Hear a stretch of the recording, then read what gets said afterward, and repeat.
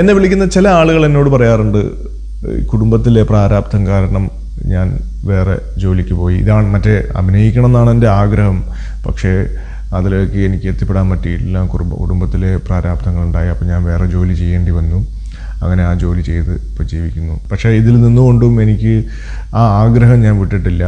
അപ്പോൾ അതെൻ്റെ ഒരു പാഷനാണ്, അതിന് വേണ്ടിയിട്ട് ഞാൻ അധ്വാനിക്കാൻ തയ്യാറാണ് എന്നൊക്കെ പറയുന്ന ആളുകളുണ്ട്. നസറുദ്ദീൻ ഷാ പറഞ്ഞതുപോലെ ഇതൊരു ബിസിനസ്സാണ്. ഏറ്റവും നല്ല കച്ചവടക്കാരാണ് ഈ രംഗത്ത് പിടിച്ചു നിൽക്കുക. നിങ്ങളുടെ ചിന്തകൾ, നിങ്ങളുടെ സമയം ഒക്കെ ഇതിൽ ഇൻവെസ്റ്റ് ചെയ്യേണ്ടതുണ്ട്.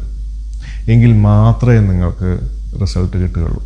അഭിനയം പഠിക്കാൻ അല്ലെങ്കിൽ നടനാവാൻ ആഗ്രഹിക്കുന്ന എല്ലാവരോടും എനിക്ക് പറയാനുള്ളത്, ഇത് ഒരു തൊഴിലാണ്. നിങ്ങൾ വേറെ ഏതൊരു തൊഴിൽ ചെയ്യുന്നത് പോലെയും വളരെ സീരിയസ് ആയിട്ട് ചെയ്യേണ്ടതും പഠിക്കേണ്ടതും പ്രാക്ടീസ് ചെയ്യേണ്ടതും, പ്രാക്ടീസ് ചെയ്ത് തഴക്കമുള്ളവർക്ക് മാത്രം ചെയ്യാൻ പറ്റുന്നതുമായിട്ടുള്ള ഒരു തൊഴിലാണ് എന്ന് നിങ്ങളുടെ മനസ്സിൽ ആദ്യം വെക്കണം.